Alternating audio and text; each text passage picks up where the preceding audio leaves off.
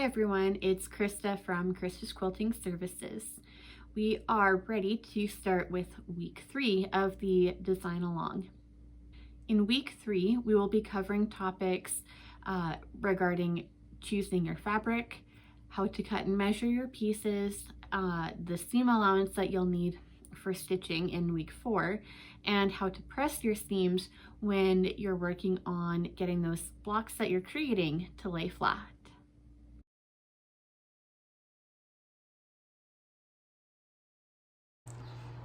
The next thing to talk about is a 1/4 inch seam. The 1/4 inch seam is what is used all the time in quilting, and regular garment sewing typically uses a 3/8 inch seam. So those two things are a little bit different, and if you have done a lot of garment sewing but not a lot of quilting, that can take a little bit of getting used to. So I have a few things here to help with that 1/4 inch seam. You can use your hem gauge, a clear ruler that has 1/4 inch markings on it. You probably don't have, but is definitely a cool tool, is a seam allowance guide. And it's got little holes in here where you just put your sewing needle in, and you'll know just where to mark off for the edge of like where your fabric will line up, and you'll know how to gauge your seam allowance. Painter's tape and an X-Acto knife are really handy as well, and so is this 1/4 inch seam guide tape. We're going to get a closer look here at this area just underneath and near my needle. So this green bit here, this is painter's tape, and I used the X-Acto knife to cut out like a good chunk of layers. And what this does is it allows me to, it acts as like a stopper.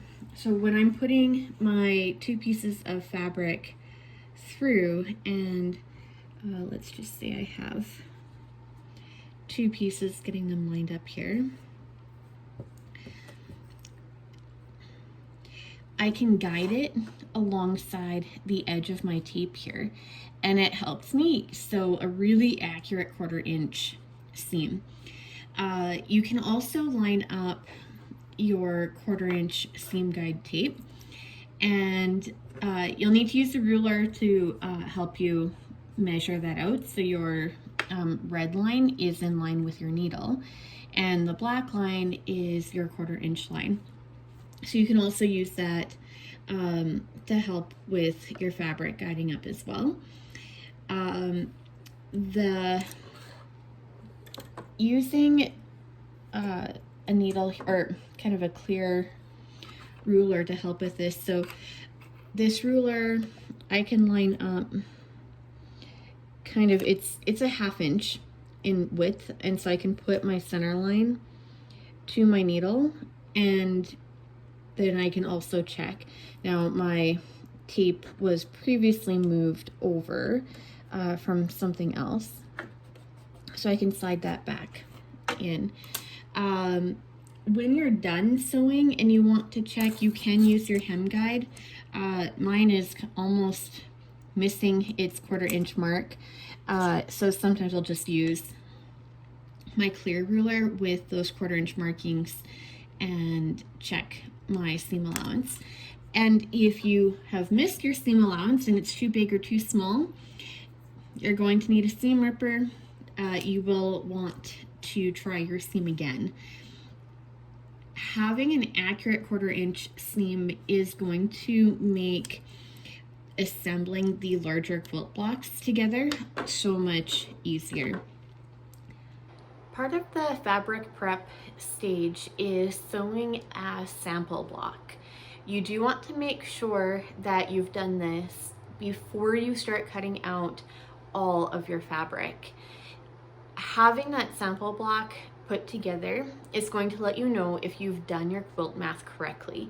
And if it doesn't come together the way it's supposed to, and you have to go back and take another look at your quilt math, you haven't cut all this fabric that you now can't just so easily use anymore.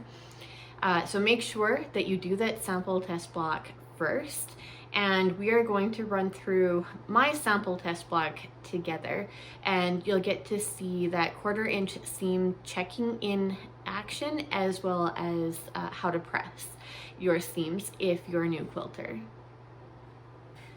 Let's get ready to sew our sample block together. I have the layout of the paper piece first, and I have my fabric pieces arranged so that way it matches the same way I've got the paper block laying on my sewing table here. So the first thing that we need to do is always attach our smallest seams first. So this right here is the smallest seam. So I'm going to attach a white piece to my colored piece. And you always want to make sure that you are sewing your fabric right sides together. And if you have a difficult to tell one, like this one here, just make sure you're double checking before you make your first stitches. I have my 2 pieces lined up, and I need to make just a couple adjustments on my sewing machine. I like to piece at ideally actually 1.8. However, my machine gives me the options of 1.5 or 2 for my stitch length. And all that means is that it's 1.5 millimeters for each stitch, or 2 millimeters for each stitch. If I'm going to be pressing a seam open, I like to keep that stitch length nice and small. If I'm going to be pressing to one side, then it can be just a little bit bigger. If you are also expecting to take out multiple seams with a seam ripper, go a little bit bigger, because those tiny stitches are a lot harder to take out. So I'm going to drop down my needle, and I am actually, before I do that, going to double check that I have my 1/4 inch seam. And for this one, I'm going to use my needle gauge here. So I'm going to place that under and very carefully use the dial on my machine to lower that needle. I don't want to just push my presser foot, or that foot pedal down. Otherwise, you will break your needle if it doesn't make it into the hole. And so I know that my little tape buffer there is in the right place. And with that seam gauge, I'm also seeing that my black line on the seam tape is in the right location as well.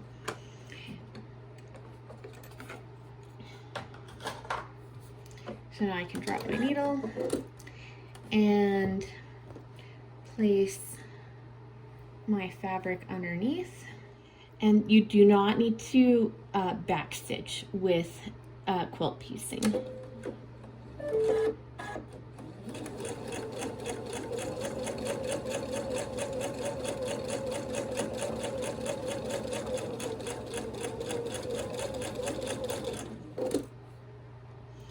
So something else that you might want to have is just some scrap fabric. And this is really handy. It's called a leader or an ender, and it makes it easier when you're starting and stopping lots, so you're not having to hold onto your thread tails every single time.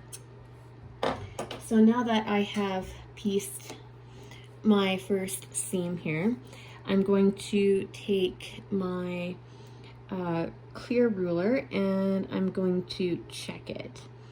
So if I've got the edge right on that stitch line, so it's just a little bit on the inside of a 1/4 inch, And if you're consistent with that, it'll be okay. But if you're constantly changing that size of your seam allowance, you're going to find that your pieces, when you put them together, aren't going to line up very well. Or if you're using a hem gauge, then you can also put that on there as well and check how you did with your seam. So I'm going to, in my case here, just because it's a sample block, slide my green piece over just a tiny bit. All right, so now I have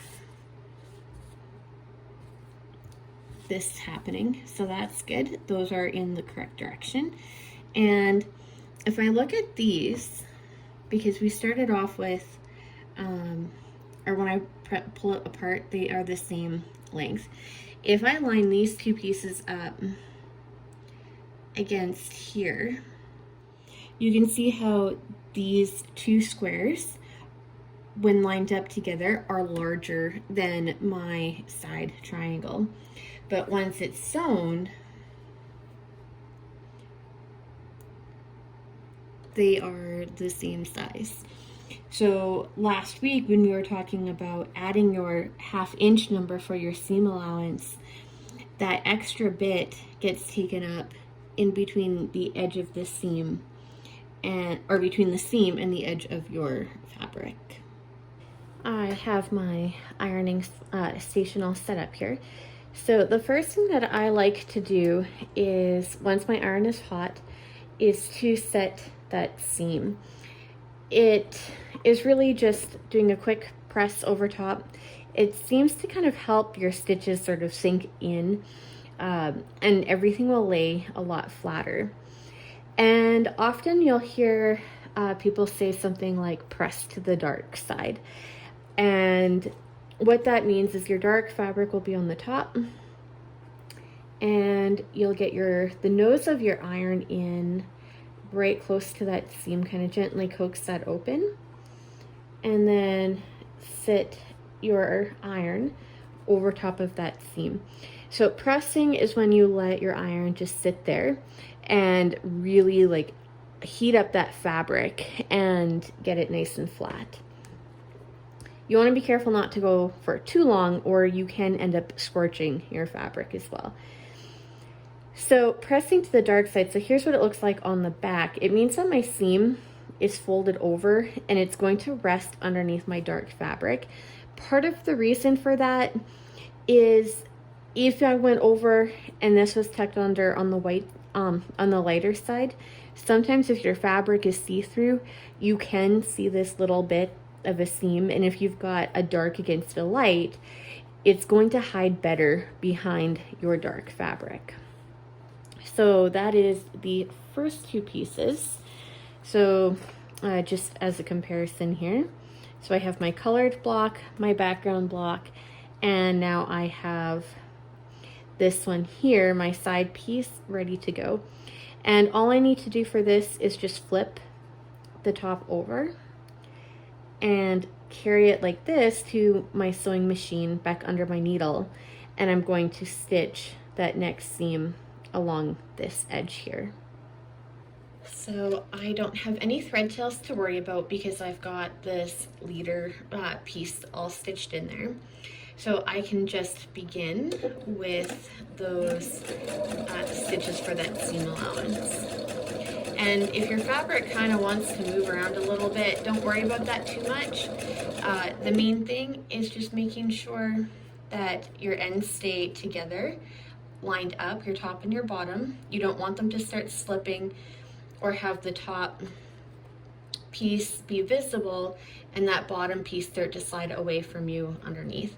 So just keep an eye on that as you're letting your two pieces of fabric feed through the sewing machine.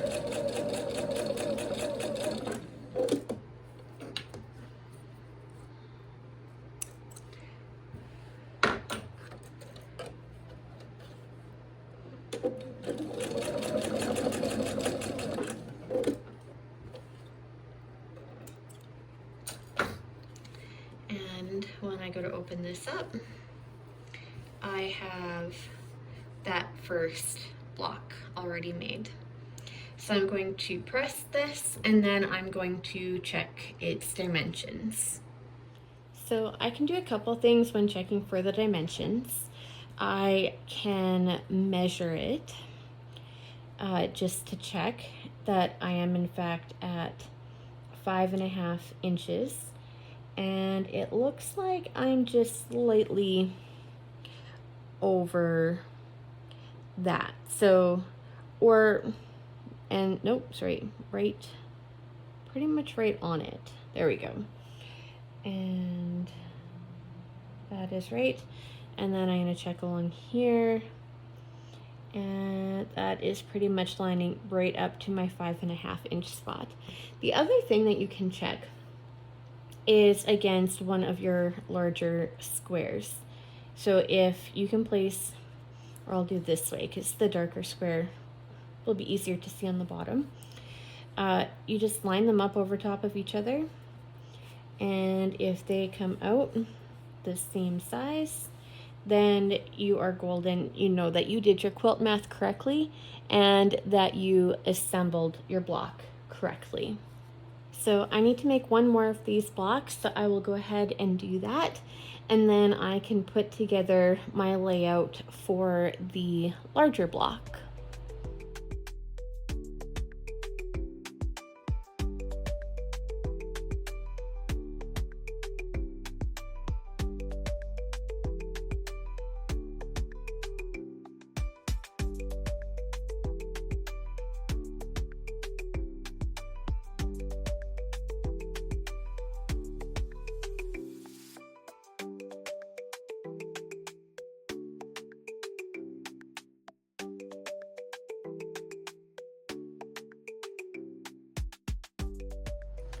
I have my 2 blocks now that match this one here.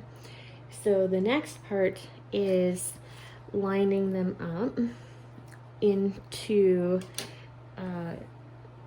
their orientation for the next step.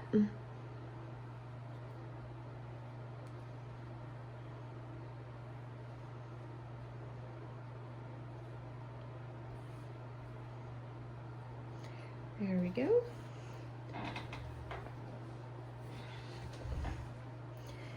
So now I have this 4-patch piece happening here.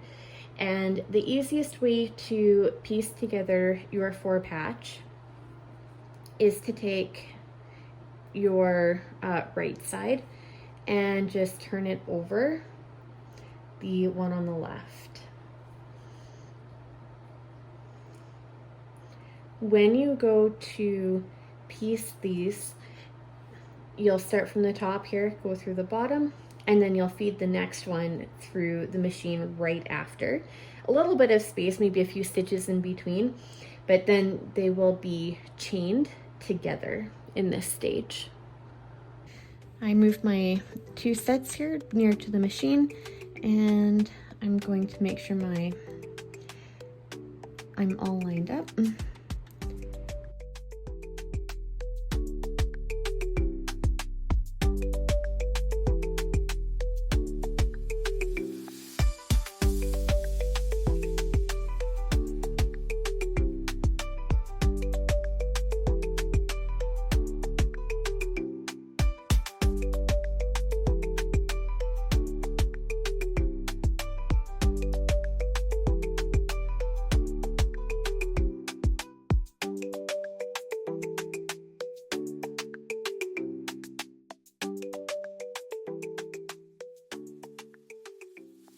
So you do want to make sure that when you've been pressing your seams over, that they lay flat. You don't want the presser foot to carry them and push them forwards. Otherwise, you're going to have a hard time getting everything in the back of your quilt top to lay flat like you want it.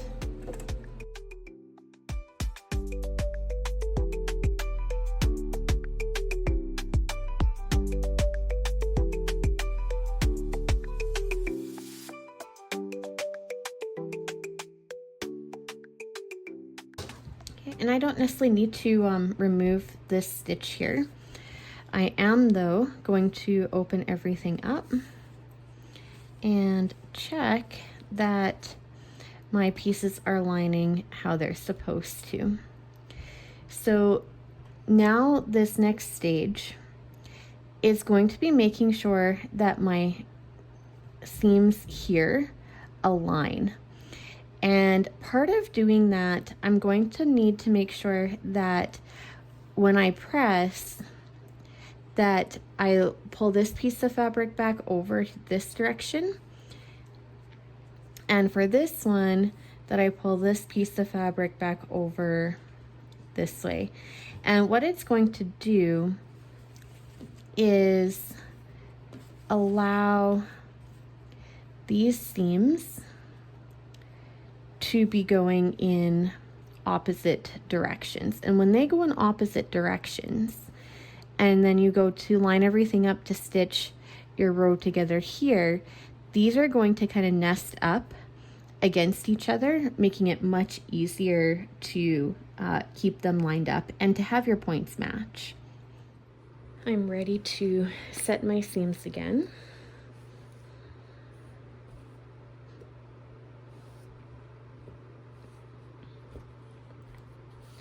So this piece pressing to the dark side.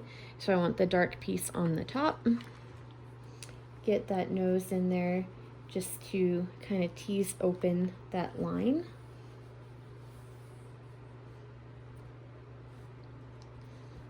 And I'll let the iron kind of sit on there for a couple seconds. And because I want the other one to be going in the opposite direction, I'm going to turn this around. And I'm going to make sure that I'm pressing again. The dark side is on the top. Get that nose of my iron in there to help really create a good crease for that seam.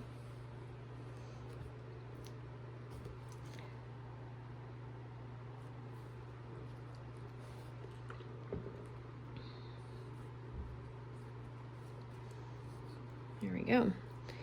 So now when we look at the back of this, you can see that these seams are pressed over in opposite directions. So when I go to put this and sew it together, right sides together, I'm going to make sure that these seams are lined up, and it's much easier when they're in opposite directions to get them to just nest in with each other, because there's kind of a little bit of a ridge that each one creates. And so when they're correctly placed, they are just going to lock together. At this stage, you can add a pin if you'd like. And I usually like to, just to help keep things from shifting so much when I go back to the sewing machine.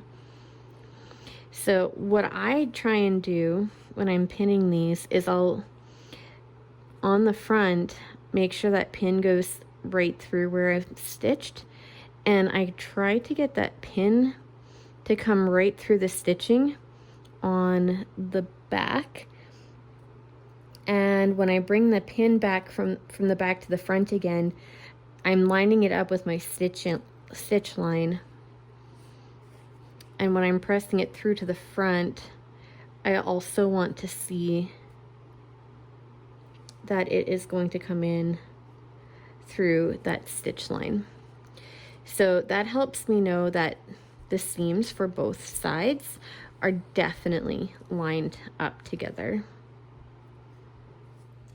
And now we just have our final stitch line to put in. So I'm making sure that my pieces here at the top are lined up together, and then I can begin sewing.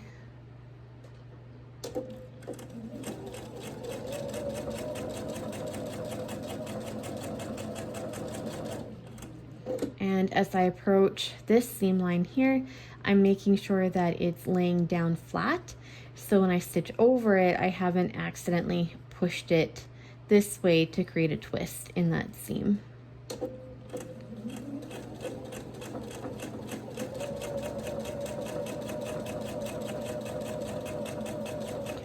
So now as I'm getting close to my needle, I'm going to make sure I'm slowing down with my stitching speed.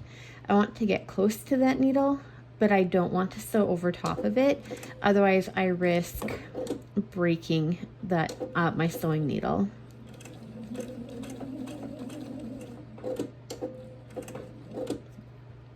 Remove my pin. Make sure everything's laying flat and is lined up. There we go.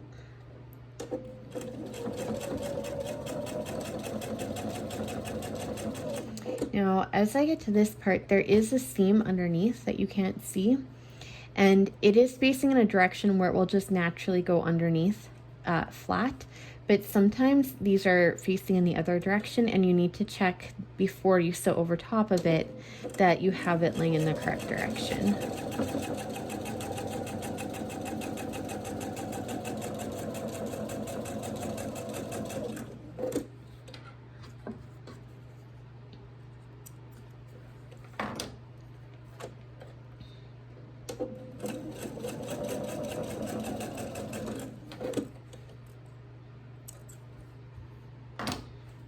And for the fun part, checking to see how well your seam's lined up. So give your block a little bit of a pull at the center, and if your seam lines in both directions lined up, you did a great job. And if it's close but not quite, that is awesome too.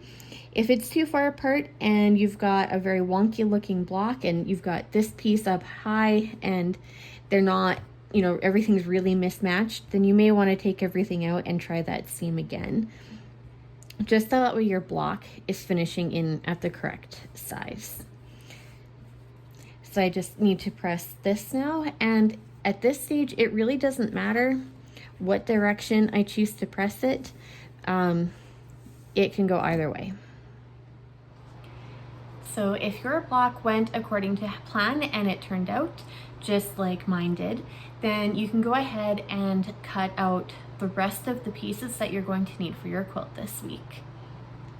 In week 3, we will be sewing all of those pieces together and creating that quilt top.